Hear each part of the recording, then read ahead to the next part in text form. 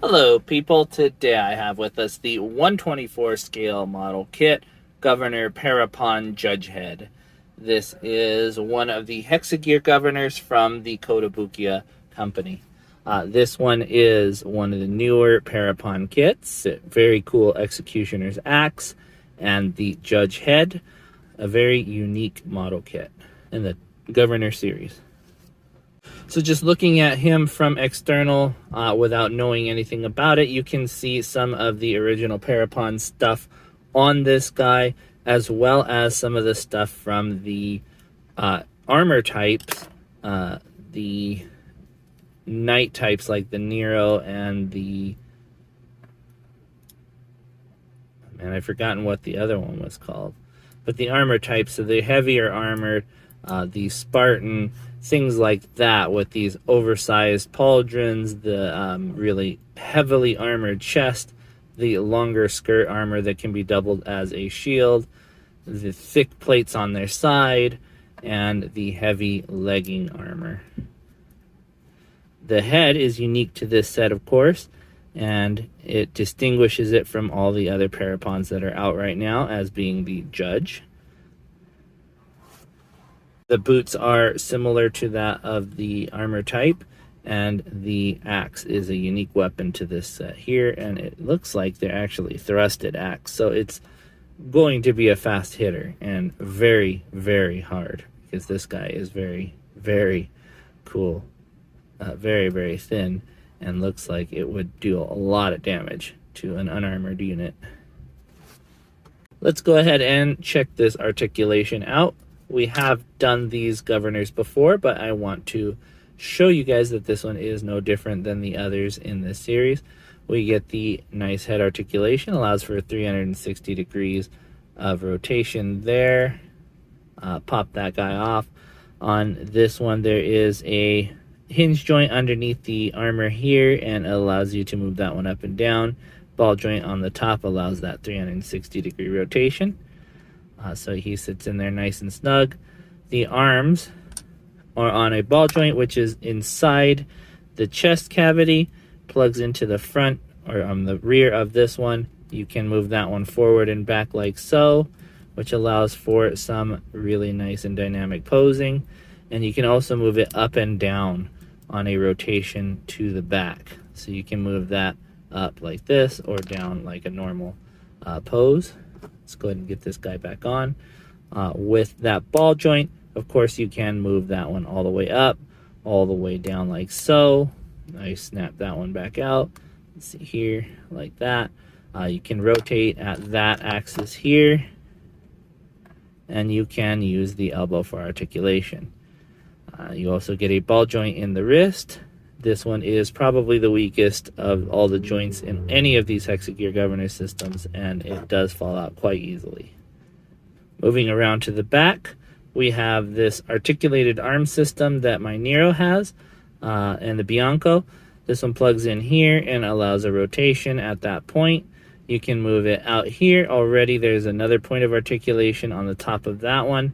Another point of articulation allowing it to move up and down this way. And then all the way down here is another point, which allows you to stretch and maneuver this section. And then last but not least, this one here allows a rotation at the very end, which also turns. And you can turn a rotation here at the end with whatever that's plugged into, like the tip of this axe can spin at that axis. Quite a lot in this little arm. Very simple looking, but very effective. Inside the chest is a setup where, let's see if I can split them. There's a ball joint that plugs into the upper half that comes into the lower section. This is all riding on that section.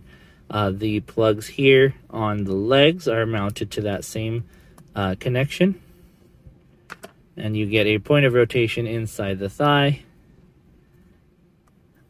a point of articulation at the knee, which allows for quite a lot of motion, and then a ball joint at the foot. This one in particular also has a small mounted, so lots of dynamism with the foot.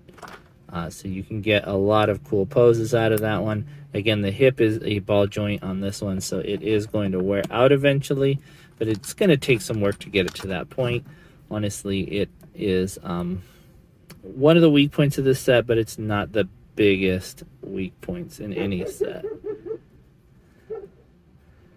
The biggest complaint I have with this one is going to be the hands. That's always going to be one of the ones that you're going to suffer through if you have a Hexagear Governor. Unfortunately for this one, it did not come with an archive card, but there are a lot of option parts for this one if you wanted to explore. Because it is a Parapon, you do get some of the Parapon armor, as well as some of the other options that you would normally get. So this is the Parapon armor set.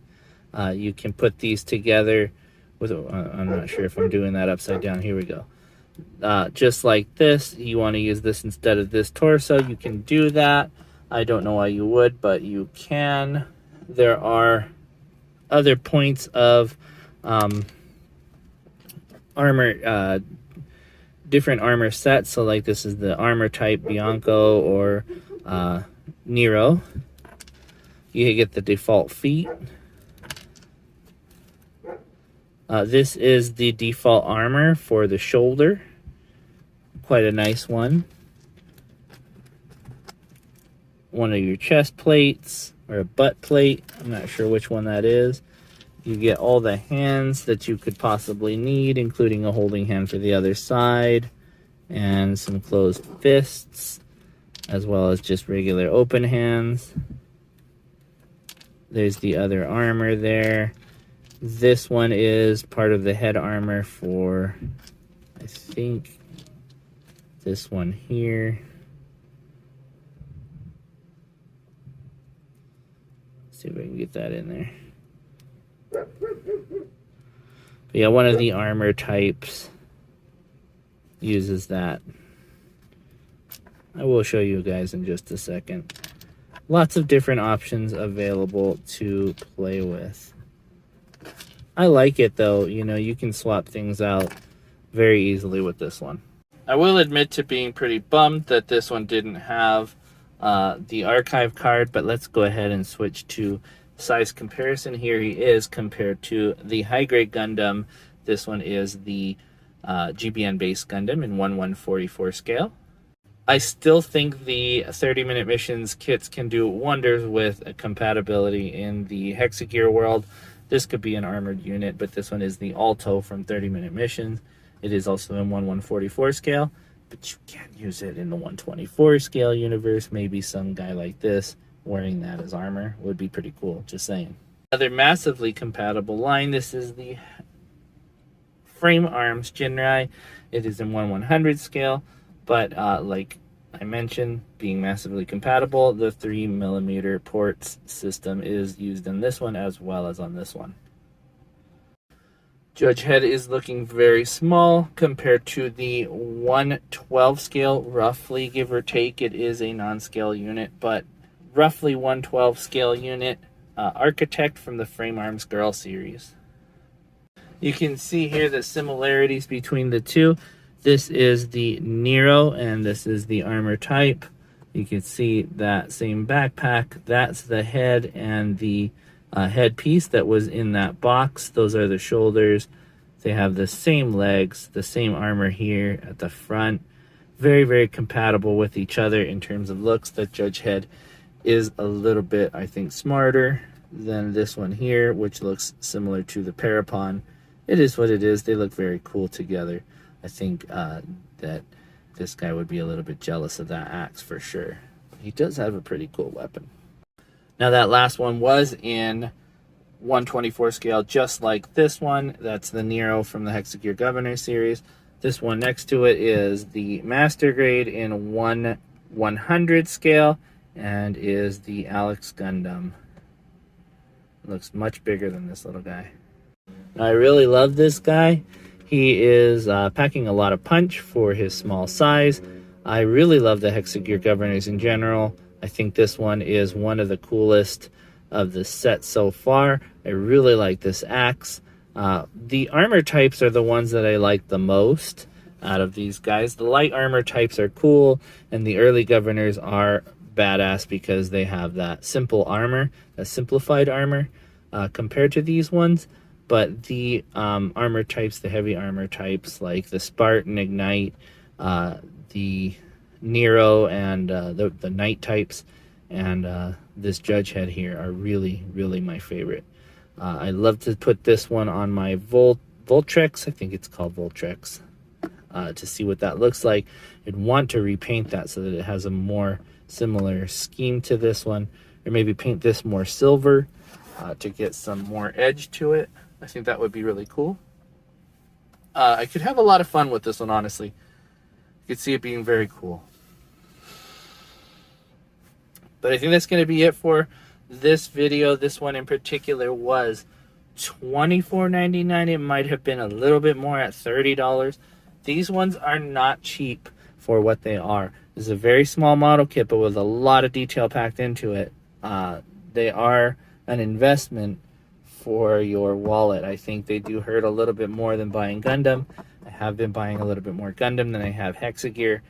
The newer stuff that I really, really, really want to get is very pricey, and I'm trying my best to get this going. My collection is incomplete on these Hexagears, but we will continue down the line, and I'm so glad that I was able to get this one. There's some alternative kits that I want to get, like the Wasp that came out, and the Lefty and Righty, which I said were going to be the next purchase for Hexagear. I haven't been able to get yet. So we're going to get that going. But that it will be it for the review on this guy. Very cool one. I highly recommend it. I will see you guys next time, or you'll see me, but more than likely you'll see my stuff. Bye-bye.